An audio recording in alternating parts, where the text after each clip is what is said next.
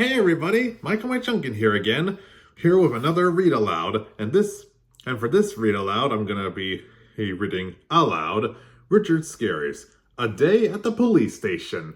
So, let us begin. It is Friday evening. The Murphy family has finished dinner. Mrs. Murphy clears the table while Sergeant Murphy washes the dishes.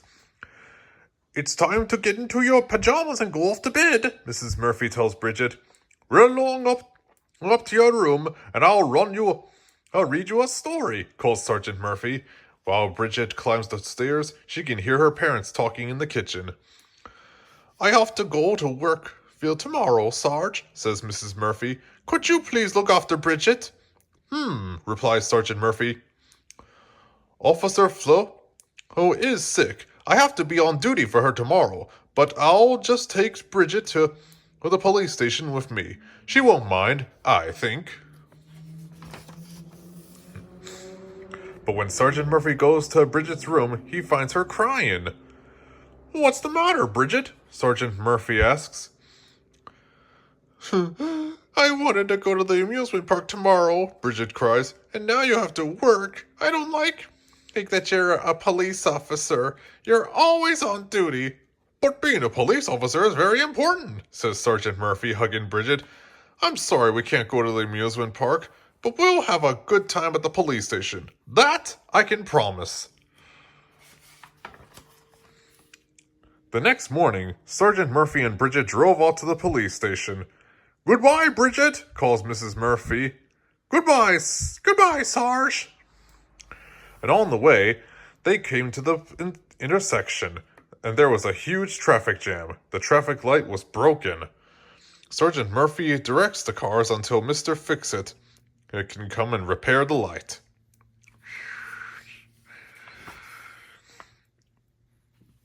This is what Daddy calls a good time? Bridget asked pouting. Watching traffic? Just then, Mr. Raccoon comes out of his coffee shop, bringing Bridget a glass of milk and a donut. Your father sure does a great job, Bridget, he says. I don't know what Busy Town would do without him. Soon, Sergeant Murphy and Bridget were on their way again. When they arrived at the police station, the telephone was ringing. Ring, ring. Sergeant Murphy answered it. Busy Town Police Station, Sergeant Murphy's here. It's Hilda Hippo on the phone.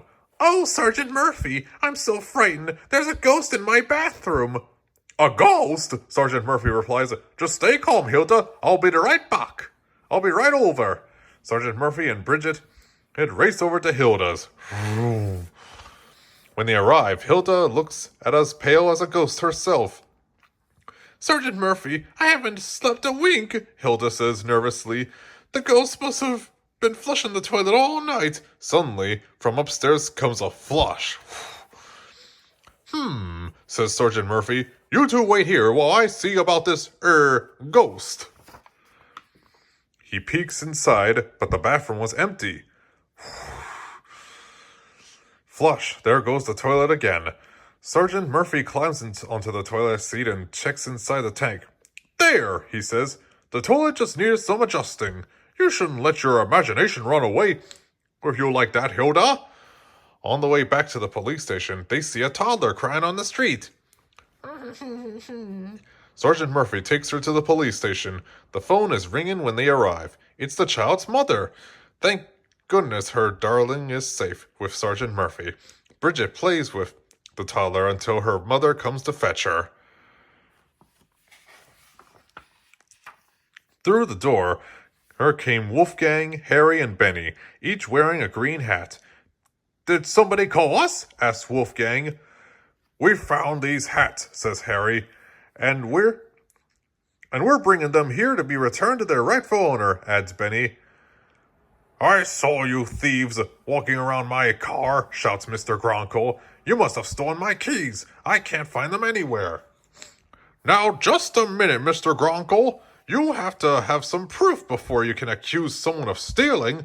We didn't take you keys. We'd never steal anything, says Harry. Honest, added Benny. Wolfgang, Harry, and Penny didn't sound like they didn't steal. Sergeant Murphy decides that they all should go together to the scene of the crime.